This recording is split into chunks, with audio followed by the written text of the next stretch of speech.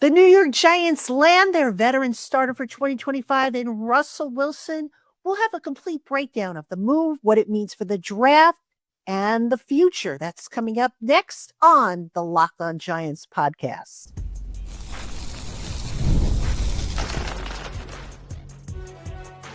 You are Locked On Giants, your daily New York Giants podcast. Part of the Locked On Podcast Network, your team every day. Hello, New York Giant fans, and welcome to another edition of the Locked On Giants podcast, part of the Locked On Podcast family, your team every day. I'm your host, Patricia Traina, credential member of the New York Giants media for Locked On, as well as for New York Giants on SI, which is where you can find all of my written work. And as always, welcome on into my Blue Crew community members, my everydayers, my newcomers, and everybody in between. Thank you so much for spending part of your day with us here on the Locked On Giants podcast.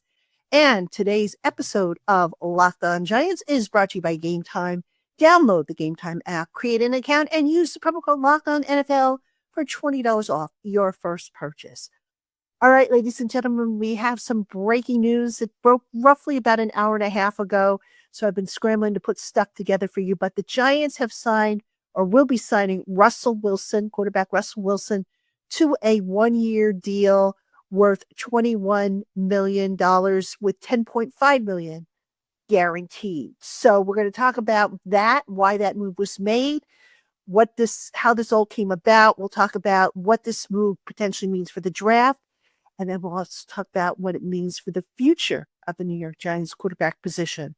So let's get into everything because we've got a lot of ground to cover. All right, Russell Wilson, as I have been saying all along, that it was a matter of whether it was going to be Aaron Rodgers or Russell Wilson.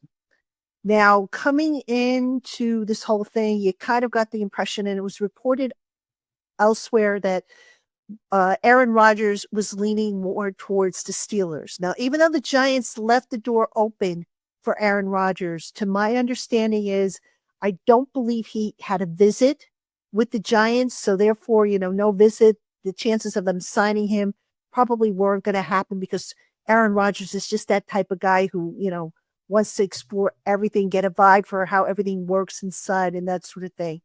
So Russell Wilson always, in my mind at least, was the favorite to sign with the Giants if they could work out the money. And the money, of course, was the big holdup, as it always is. So Russell Wilson, after weighing his options, 1 year, $21.5 million. That's how much the deal can max out at.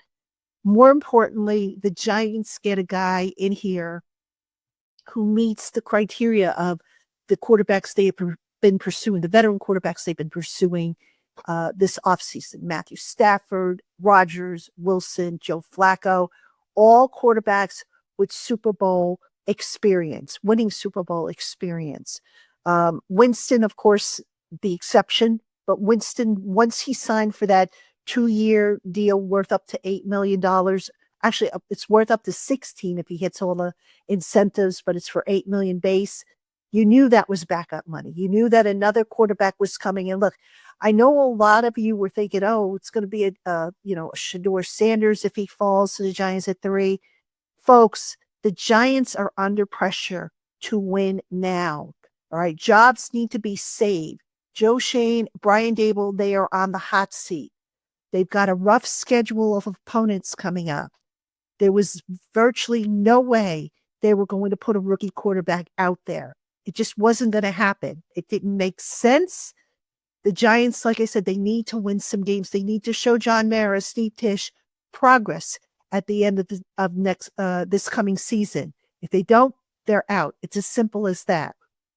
So we'll talk a little bit more about the draft in the next segment, but what Russell Wilson, it's interesting. I know there had been a report, I believe by the New York Post, where the feeling was that Jameis Winston would be a better mentor than Russell Wilson because Russell Wilson tends to, or at least it's been reported that he keeps more to himself than Jameis Winston, who's a little bit more outgoing.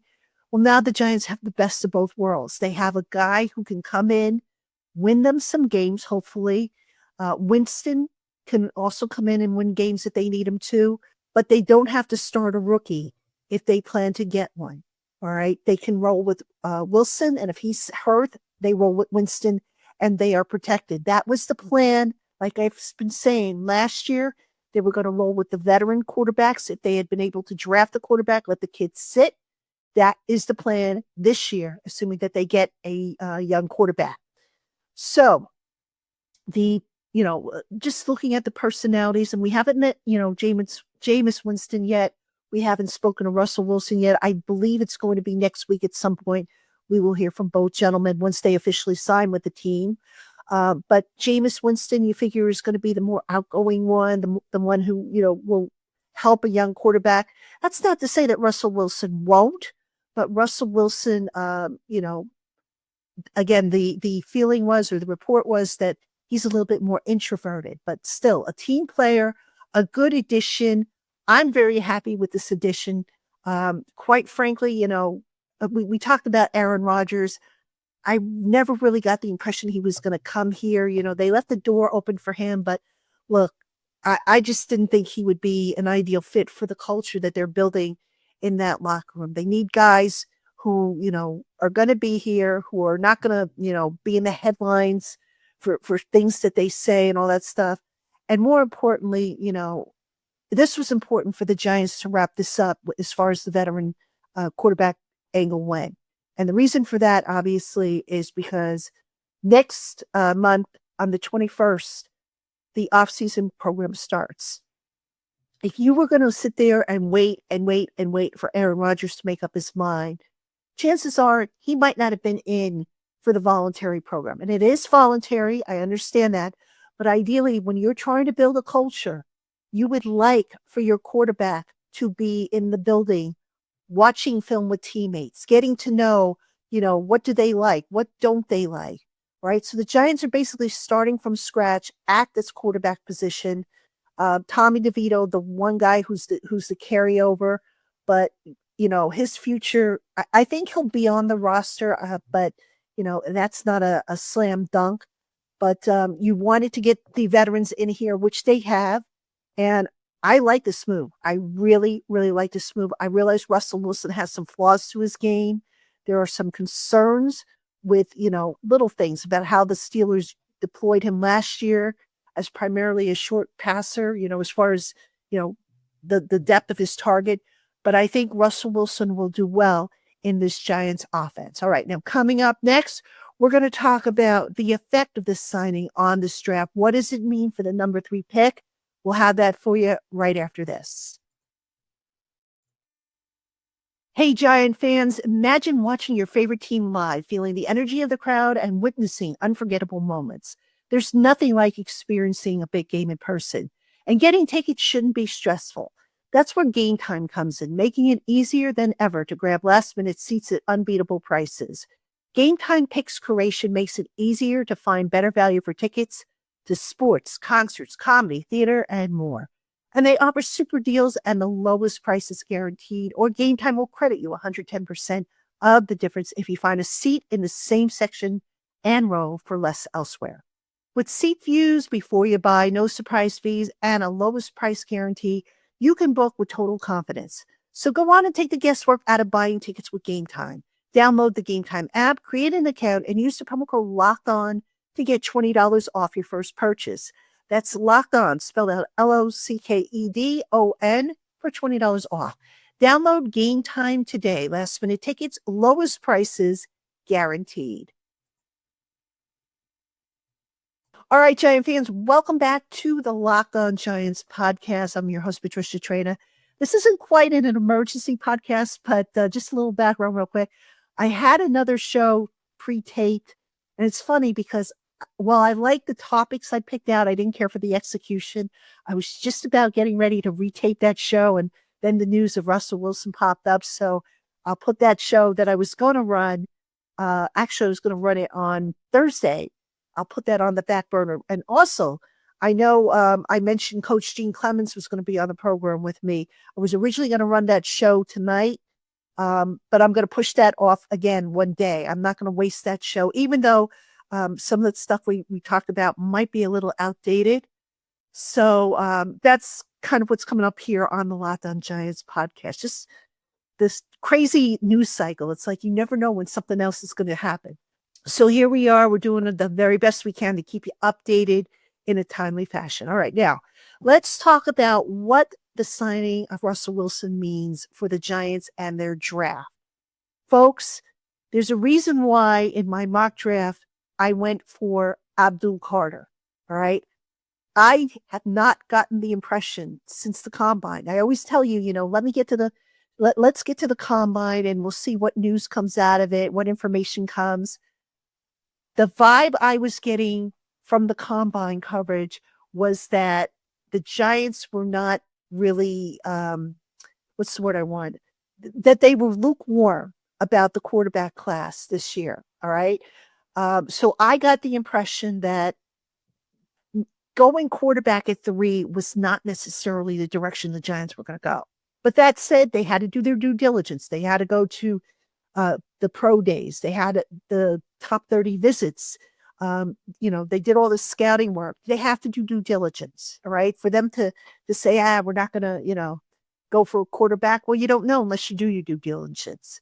So coming out of the combine, initially I thought, okay, at 3, if he's on the board, Travis Hunter, which would make sense. Now, the signing of Paulson Adebo probably means that the Giants might not go Travis Hunter. I don't know if I would necessarily agree with that, but the reason why I have been picking Abdul Carter in my mock drafts, and I've done it now for the New York Giants on SI Publisher mock draft. I've done it here on the show. And spoiler alert, I did it also on the Locked On NFL mock draft that's coming up, I think, in a week or two. The reason why I picked Abdul Carter, the Giants have been putting more of an emphasis on building up the fronts, the pit guys, the trenches. Abdul Carter, if his medicals check out, because again, you have to check and see what the story is with that foot ailment that popped up at the medical checks during the combine. But if Abdul Carter is over that and he's good to go, I think he's the pick. All right. I'm not changing my mind on that as of right now. Now, if I get more information to where it warrants changing my mind, I will certainly, admit to that. But right now, I think he's the pick. Could Travis Hunter be the pick at 3? He could. I mean, you can get great value. You can play him obviously at corner or, wide receiver or both. I believe the Giants view him more as a cornerback. And again, now that they've signed Paulson Adebo, what do you do? Do you bench Deontay Banks? How do you work it if you're going to view him primarily as a cornerback? So I don't know. I just don't know that that's going to be the direction they go. All right. So what about quarterback? Will the Giants now not draft a quarterback? Will they totally punt on it till next year? Here's what I think is going to happen. All right. The Giants, if they stay put at 3 and grab Abdul Carter, and again, if Abdul Carter's medicals check out, I think he's the pick.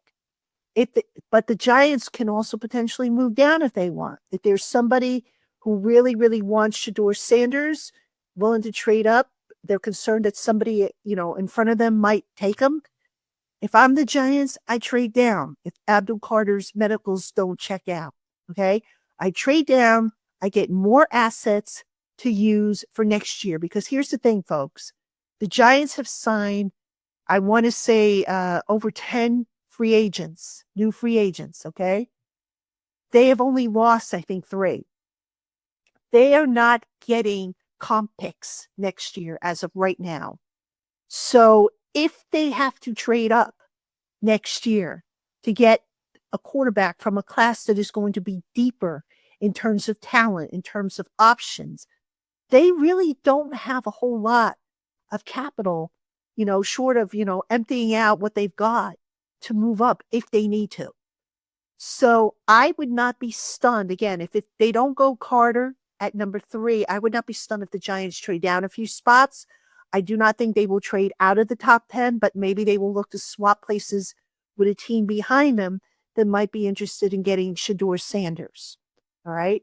Now, the other scenario I see, obviously, is to get a quarterback this year, but either on day 2 or day 3. Now, Jackson Dart has been mentioned as a possibility for the Giants, But the more I think about it, if his stock is rising, I don't know necessarily if the Giants are going to be able to get him. Okay, now does it make sense for the Giants to trade back into the bottom of the first round now that they have Wilson? You might make that argument if you're really, really high on Jackson Dart. But I think in this case, the Giants might look to a developmental quarterback. And the guy that I'm thinking is Tyler Shuck. All right. I know his pro day was this week. The Giants were on hand for that. I believe Joe Shane was part of the Giants group that went to see his pro day. I think he now becomes in play. All right. Tyler Shuck has been, his draft stock has been rising. So I think that's somebody who, if you want to grab a quarterback on day 2, or if he's there on day 3, the beginning of day 3, that might be a guy to take a look at. They don't need him, if they do take a quarterback, they don't need him to play this year because they've got 2 veterans who can carry the heavy lifting. And again, this is exactly what they were trying to do last year when they were trying to get Drake May or Jaden Daniels. The plan was to sit those guys, let the veterans do the heavy lifting, and then transition the following year. So the way everything is set up right now, Wilson is here on a 1-year deal, so he becomes a free agent after 2025. You still have Winston on board as a backup salary. If you get a developmental quarterback and the guy develops to where you could say, okay, we can maybe run with this guy next year, now you've got your future. If the kid doesn't work out, you go back to the drawing board, you take another swing in the draft next year. And, maybe somewhere along the line, the Giants acquire additional draft assets for next year. Maybe there's a trade, one guy to keep an eye on as a possible trade candidate could be Kayvon Thibodeau. Why do I say that? Well, if they draft Abdul Carter, what I would do if I'm the Giants is I would pick up Thibodeau's 5th-year option. This way you have him under contract for 2025, 2026. If you get a sweetheart of a deal offer for him at the trade deadline, now the acquiring team is not only getting him for, the remaining however many weeks are left in the 2025 season, but they get him for 2026. He's locked in. So it's not like they're getting him for half a year as a rental. Now, I'm not saying the Giants are going to trade Thibodeau, but it's something to consider because I think he would be a guy who could bring them some significant draft capital if they decide that Brian Burns and Abdul Carter, if they draft Abdul Carter, if they are their future. The flip side of that is they could keep all 3 of them. I mentioned 2007 a lot. I mentioned 2011 a lot. The Giant defenses in those 2 championship years were 3 deep at edge rusher. So you can also make a case to keep him. But if you're looking for additional draft capital, like I said, they're not going to get comp picks, not with the free agency activity they've done. So I could potentially see the Giants maybe looking to make a move, not right away, but at some point down the line. So we'll see if that's how it plays out. But the Giants, to recap, to summarize, I don't believe that quarterback at 3 is in play anymore. Not that I really believe that it was definitely in play, but I'm convinced more now than ever with this signing of Wilson that it's not in play. All right, coming up next, a few final thoughts on the future of the position and the team in general. So please don't go anywhere.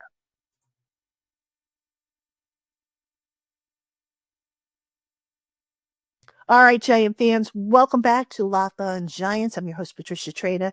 And again, just a reminder, tomorrow I'm going to run the show I did with Coach Gene Clemens. Some of the topics might be outdated because obviously we taped this show, we taped it on Monday. So unfortunately, I had to move it to get this show in about the quarterback situation. Some of the topics might be off a little bit, but still, it's always good to hear what Coach Gene has to say. And he's got some really good takes. And I'm sure there's some stuff that is still applicable that you guys and gals will find worth listening to. So that is the plan for that show. And then we'll wrap up the week. I'm still trying to work on another guest for the final show of the week, but that's to be determined. So I'll let you know, obviously, once I know. All right, let's talk now about the future of the Giants and where things kind of are headed. Russell Wilson, as I've mentioned, is here on a 1-year deal. Is there a possibility that it could be extended? It can. I don't think it will, regardless of how he plays. I think, again, the plan for the Giants is to, at some point within the next 2 years, get a rookie quarterback. Now, folks, here's a perspective, if you will, that I don't think a lot of people are talking about that we kind of have to talk about. And that is, I've mentioned that Joe Shane and Brian Dable are on the hot seat. Before they've even played a snap, before they've even finalized the roster, they are on the hot seat. They have got to win games this year. They have got to show John Mara and Steve Tisch that they have made progress as a roster from week 1 to week 18. If they don't, they are out. So in a way, folks, if they don't get a quarterback in the first round, which again, it doesn't look like it will, in a way, it's kind of a blessing if you think about it. Because let's say, for argument's sake, that the Giants aren't good this year. They've got a heck of a schedule of opponents. I've mentioned it before: AFC West, NFC North, NFC East, all divisions that have sent 2 or more teams to the postseason last year.